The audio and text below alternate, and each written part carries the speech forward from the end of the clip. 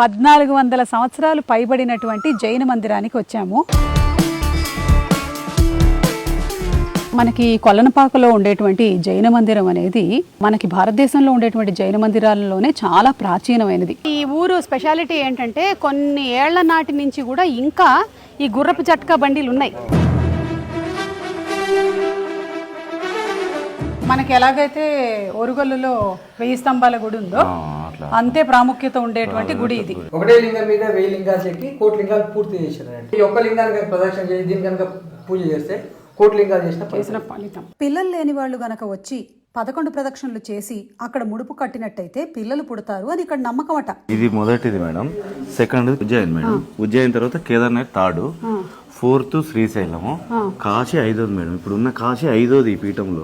ఇది ద్వారపాలకులు వాళ్ళు కాకతీయుల టైంలో ఇది ఉండేది మేడం. ఇదంతా వీరనారాయణ స్వామి